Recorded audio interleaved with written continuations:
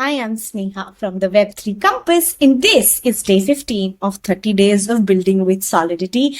I really can't believe we are halfway through the campaign, and for the past 15 days, so many of you have just sticked with us and worked on, every day, coding every day. And I have been able to shoot 15 YouTube videos. So it's a pat on the back, and it's a pat on the back for everyone else in the community who's trying to support us in multiple ways. On days when we are low on motivation, it's your good feedbacks and comments and enthusiasm that keeps us going. So thank you so much. We're not done yet. We still have 15 more days left, and it just gets better and better from here.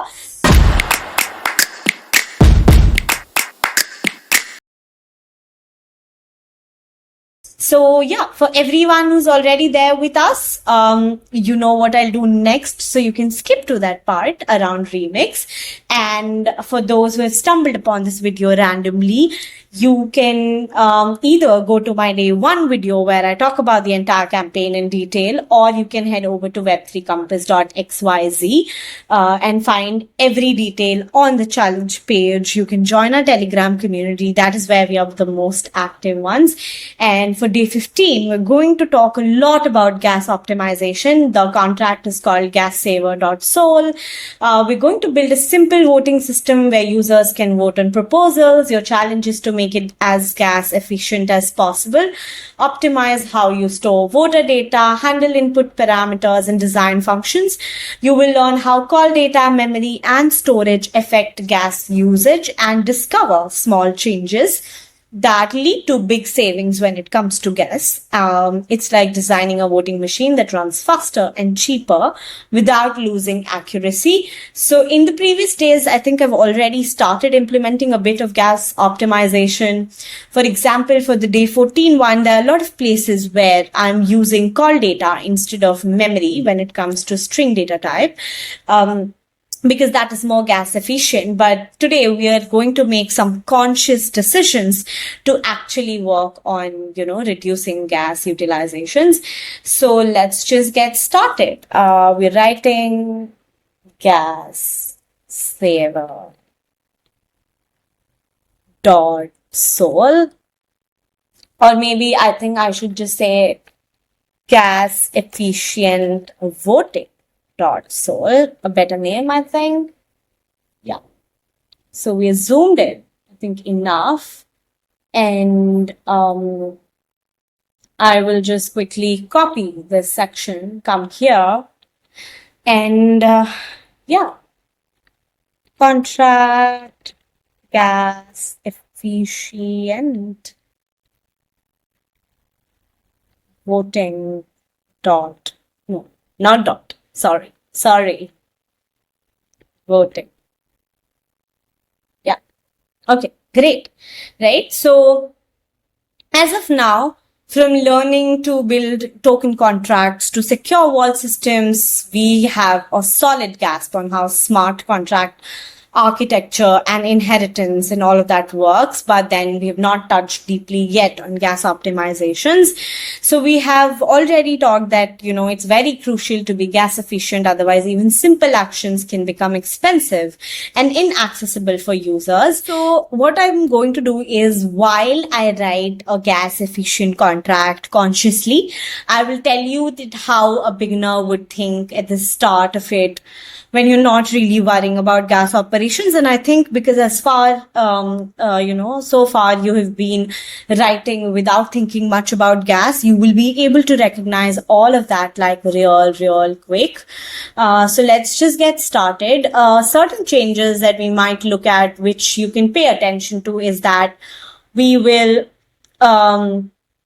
use data types like bytes 32. We will talk about nested mapping. We might just use dynamic arrays. And in fact, we might just go for call data and also go for temporary storage, and such stuff, right? So let's just get started into it. And in a human readable form or a classic root string for proposal names, we will take uint 256 as the default type for everything in arrays plus mappings to keep track of votes. It worked, but it wasn't really lean and not optimized. So we are going to build a similar voting system with a new mindset that how can we save every possible unit of gas without compromising on functionality. So users can still create proposals. They can vote, we can track voting history, proposals can be executed, events are emitted for transparency, but in a much more faster and cheaper way. So let's just go about writing it, right? Rather than doing a lot of talking. So we are saying, hey, we want to keep a proposal count and we start with state variables. That's our type, right? So instead of uint 256, we go with uint 8. Why? Because we probably won't have more than 255 proposals. Like, come on, right? And using uint 256 would give us way more range than needed. So why waste 31 extra bytes of storage, right? So this little change reduces gas usage for both reading as well as writing this variable. So we're saying uint 8 public proposal count. Okay. Now we're going to write the struct for a proposal. Now this is very common. Come on, like everyone could think of it that, hey, for a proposal on what we are going to vote, we will have to create a struct which would use certain things. So I would say string. Oh, wait, no, bytes 32 name. Right? I know you thought about string, right?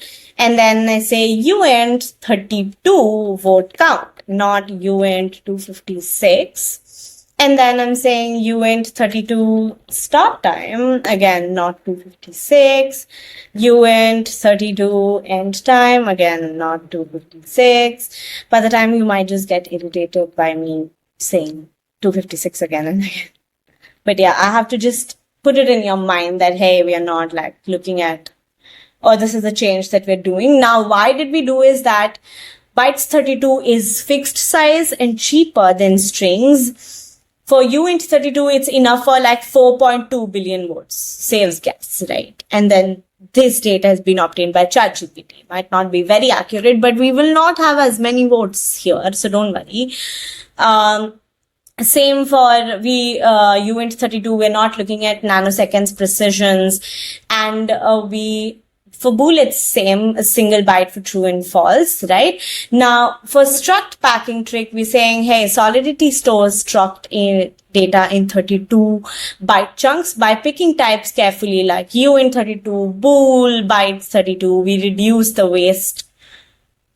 wasted space and fewer storage slot, which leads to lower gas. Now we look at our mapping. So all our mapping so far has been with uint 256. I really like to write that. But then here we're saying uint 8, and then we are saying proposal. Okay. And then we're saying public proposals. Okay. Instead of storing proposals in an array, we use a mapping. Mapping gives us direct access O1 in time to each proposal without iteration or bounds or checks like arrays require. Also, we're using uint 8 as the key. So smaller keys is smaller storage footprint. Okay. Now, here is where the contract gets like really, really fun. Right now, we're going to use something as bit mapping. Now I'll show you how we're looking at it. So we're saying, hey, first there should be a mapping of address, which is fine, to uint 256, right? Like, instead of, using,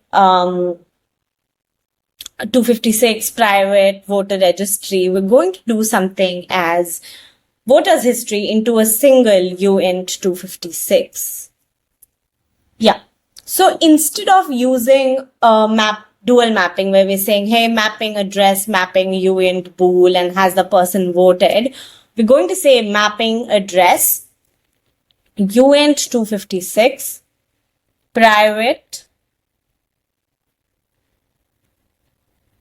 voter registry. Okay, so we're saying we compress all of a voter's history into a single uint 256. Each bit will represent whether they voted on that proposal. Bit 0 is voted on proposal 0, bit 1 is voted on proposal 1, and so on up to 255 proposals. This lets us store all votes in one storage slot per address, check if someone voted using bitwise and records votes using bitwise OR. Okay, so this is something that we will look at. So we will implement that in the function vote, but right now the mapping here looks like this. And then there's also where we are saying, hey, we want to get the proposal voter count, like how much has each proposal received in terms of vote. So we're saying mapping uint 8 to uint 32 public proposal voter count. Okay, I made a mistake here. Yeah, proposal voter count. Great. So that this will track how many voters voted for each proposal. Optional, but it's useful for analytics, so UI. And again, we use uint 32 because more than enough range and lower gas. Now it's time that we talk about certain events, right? Now, we've already been using this, that we use something called as index that lets you filter logs more efficiently instead of, showing all of it. You can just search on the basis of a particular index or a person or whatsoever. And we'll always keep these events minimal. Emitting huge logs can eat a lot of gas. So we're saying event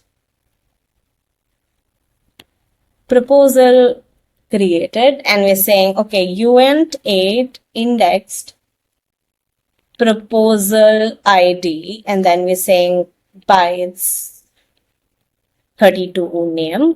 See, we're not using string here. So that is a conscious decision that we are making. Then we are saying event, has the person voted or not? So we're saying address indexed, address of the voter, and then uint 8 indexed and the proposal ID that the person has actually voted on. Actually, I should write it like this. Okay. Now we're saying, okay, has the proposal been executed? Proposal executed, and we're saying check for that one. So we will just give the proposal ID. Okay, that's it. That's all. So now we'll get to writing functions. That's a favorite thing to do, right? So we're saying function create proposal. Now the name of these functions exactly highlight which event are we actually going to emit. Now instead of string name, we're going for bytes 32 name, right? And then we're saying uint 32 duration. Okay, external, and we're saying, hey, we need to check if duration is greater than 0. So duration must be 0. Okay, so we are saying that the voting duration should not be 0. It should have some time. Otherwise, people could create proposals that can never be voted on, right? So we're saying required duration is greater than 0. If yes, great. Otherwise, duration should be more than 0. Okay, whatever. And then we're saying, okay, we want to generate a unique ID for this proposal. So we'll be using a simple counter uint instead of pushing it to an array, because arrays need dynamic resizing and extra gas for bounds management. This is much leaner. So we will say uint 8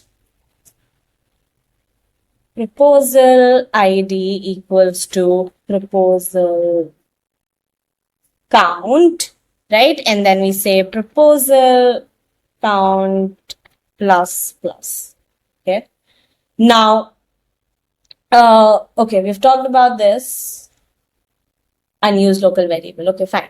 Okay, now we're going to create the proposal in memory. Okay, so we're saying proposal, memory, new proposal. Okay, and then just go about why memory, because again, it's cheaper to build data structures off chain rather than, have it like push or directly written to the state variable that we are going to talk about. Okay. Yeah, so where were we again? We're saying fine, proposal, and then we'll give all the data that is required as the parameter, right? So we're saying name. Okay, we can just go about this. Oh. Yeah. Okay. So we're saying name is underscore. Oh my. Underscore name, not this, comma. And we're saying word count is 0, comma. Start time is uint 32 block. My bad. Start time uint 32 block dot time stamp. Okay, and this will be similar for end time. We don't need this, but we're saying they should be equal to the duration that we're talking about. And then we're saying executed is false. Okay, great. We don't need a comma here. This is the error that we made last time, right? Now we've provided everything here for creating the new proposal. And why memory again? Because it's cheaper to build data structures off chain and then write them to storage only once. Okay. Now we will assign this to storage through proposals, proposal ID equals to new proposal. Okay. Now that we have assembled our proposal, we put it in the proposal's mapping using its ID. And then we are saying, hey, emit proposal created. Now, what is the proposal ID? It stays the same. And then this goes as underscore name, right? That's it. So that's how we are creating the proposal. Now, the next one would be function vote, right? Now, this is going to be simple. We're saying uint8 proposal ID, and then we're making it external, and we're saying, hey, there's certain criteria to check where we're saying, can we check for this one where it says require proposal ID is less than proposal count, right? Because then it's a invalid proposal, right? So if it's less, great. Otherwise, we're saying invalid proposal. Okay. Now, again, the other thing would be checking the time. So it says required current time is greater than equals to proposals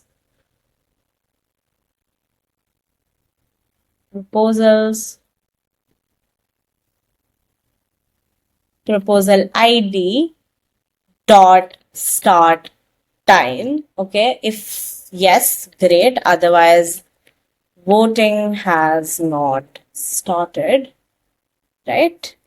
And then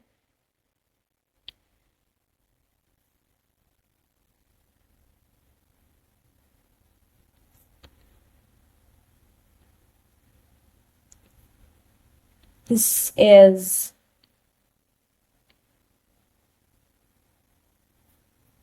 no, that was fine. this would be as end time, right? That's it. So we're saying, oh, did I write this multiple times? Yeah. Current time, this will be less than equals to, sorry, I just copied it, proposals dot end time. Okay. Voting has ended. Okay. Now we have not really declared the current time, right? Let me just go back, see where did I miss it. Okay, start time, end time, execution.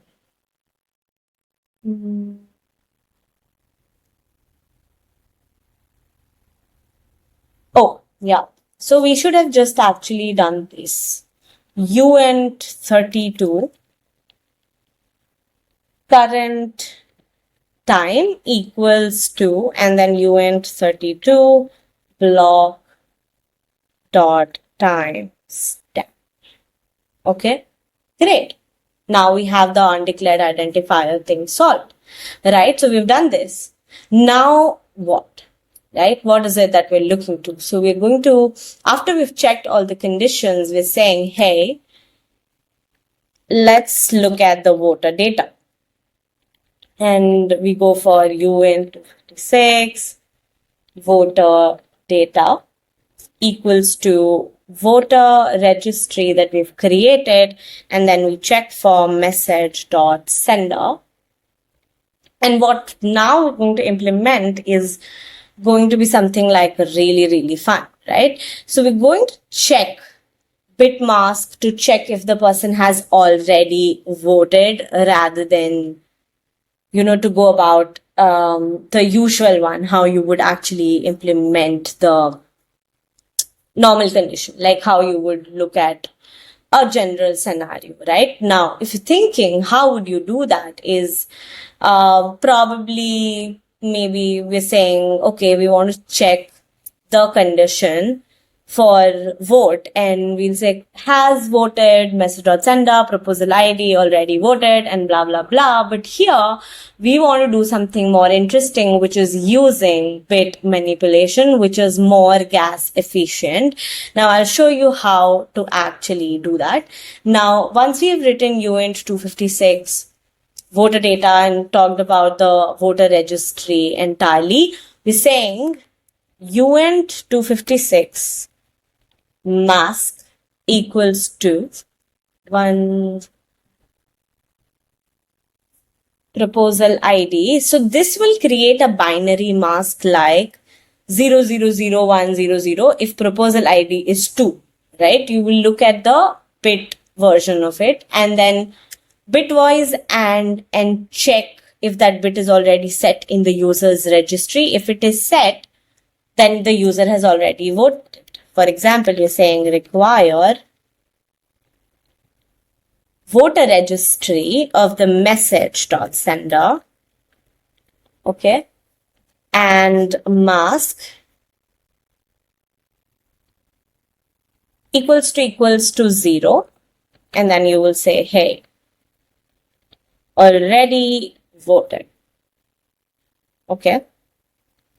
Yeah, so that is how we are doing the bitwise masking. Oh.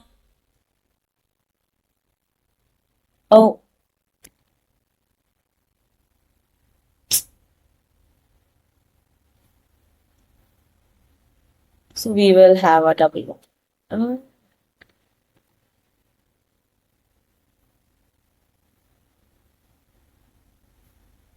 Mask equals to 0. We don't need one here. Yeah, sorry. So, yeah, and we need a semicolon here. I'm a little bit sick, so that is why I'm a little bit distracted as well.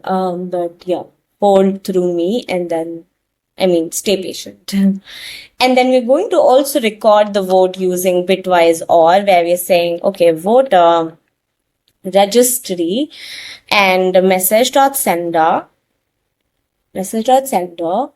equals to voter data and then or bitwise or and then mask, right? So bitwise or would set the bit as a position of proposal ID to 1, marking the vote. Okay, now you'll have to like dry run, check into certain things, and then we'll increment the vote counts like this. So we're saying proposal ID, okay, dot vote count plus plus, right? This will be a capital C. And then the other thing would be proposal vote account vote account and proposal ID plus plus. Okay. And then once we've done this and logged everything, we will just emit voted. And the voter is who? The message.sender, and the proposal ID is the proposal ID, right? So that's it. Okay. So this, I know this masking thing could be a little difficult to understand or implement in the first go, but then do some binary operations and then you will understand that what is it that we're trying to teach here. And then the other function is execute proposal. Execute proposal. Okay. Now again, here UN8 proposal ID, again making it external, right? And we're saying again the same thing, which says invalid proposal, right? Same condition. Then we're saying require block dot timestamp greater than proposal ID dot end time. If everything is fine, great, just continue as it is. Or you say voting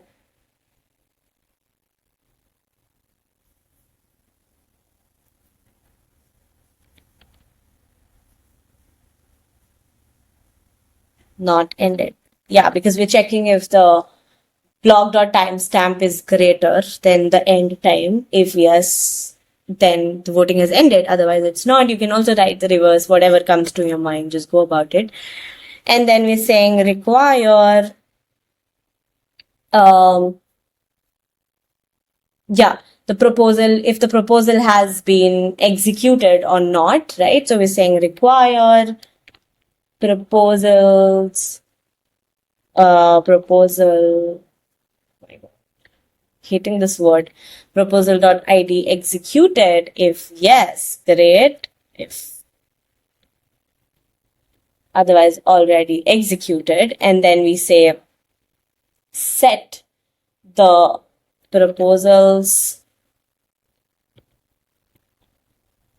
proposal ID dot executed to true.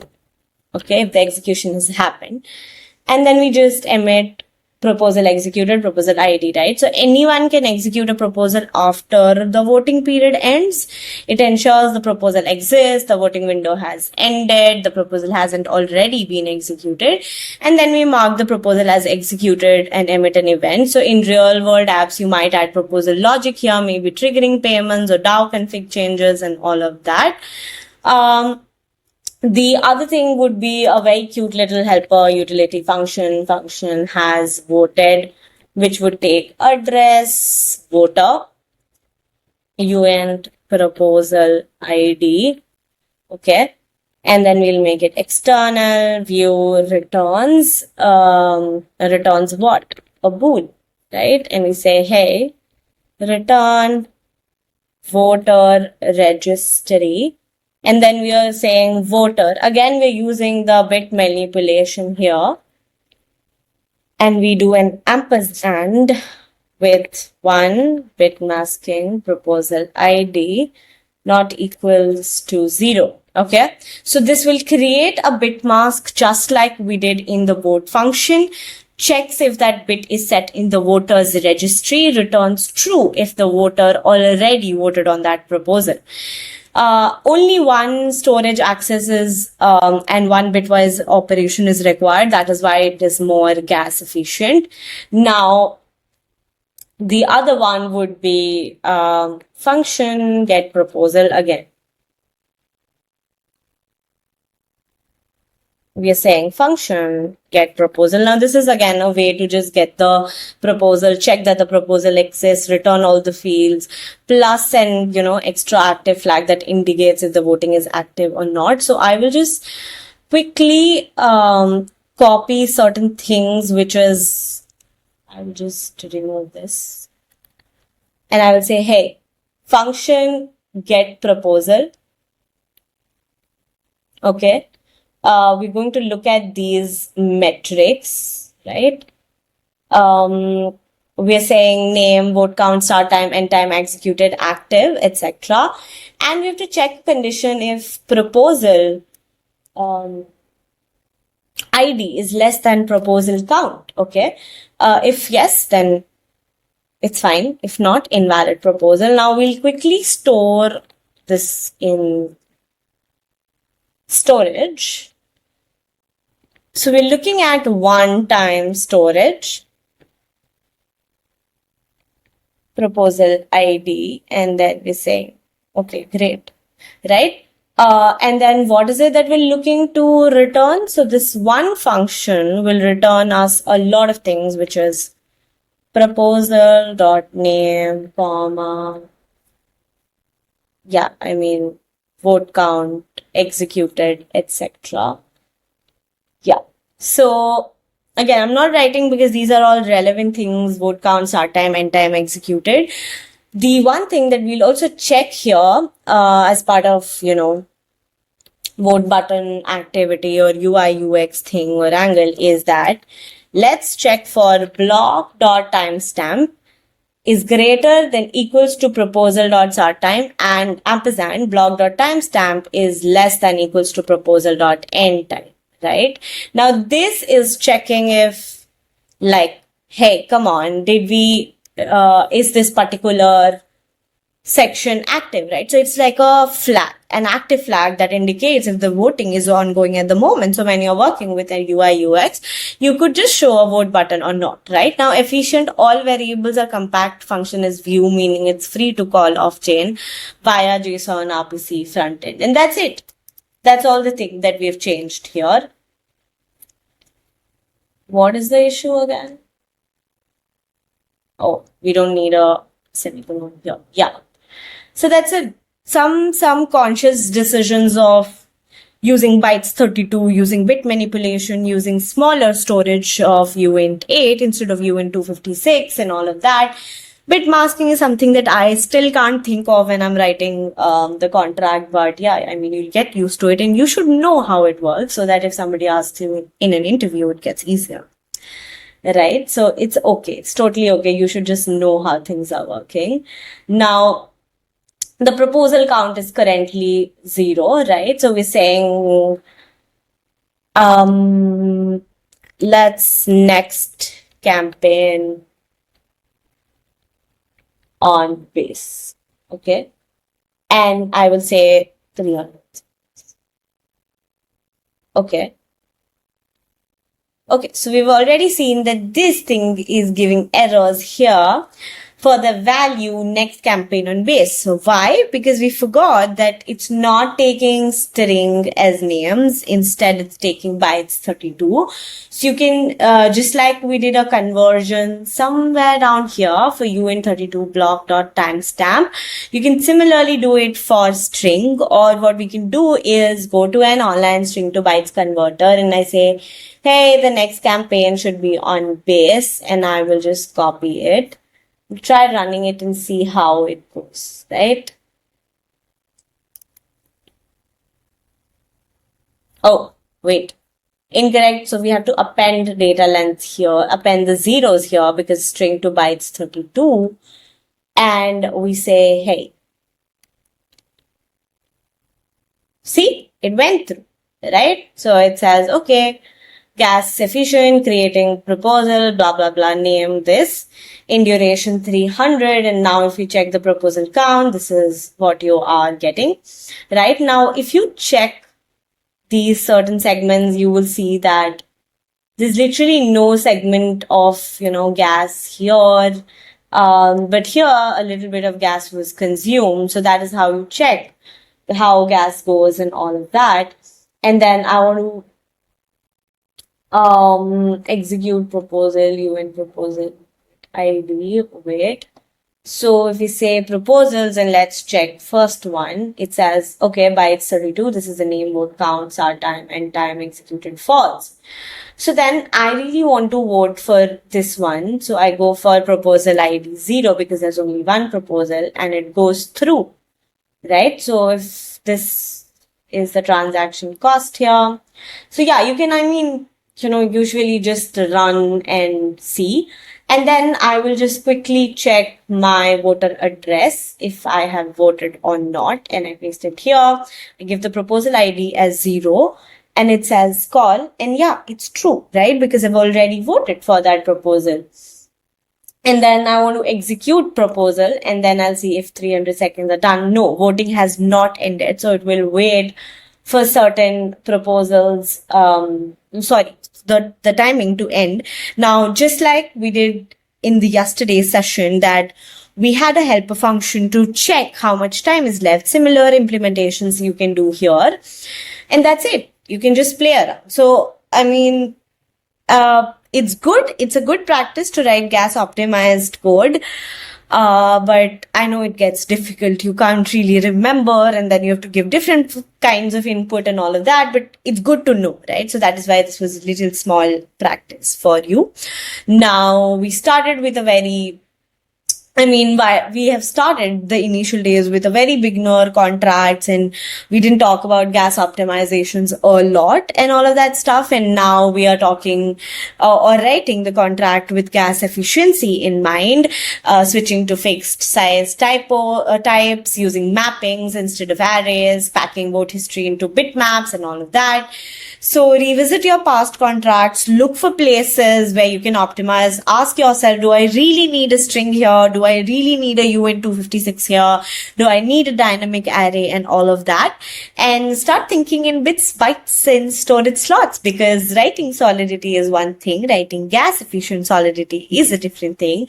And that's how we level up. So we are all leveling up and I will see you on day 16 of 30 days of building with Solidity. Till then, happy building, guys.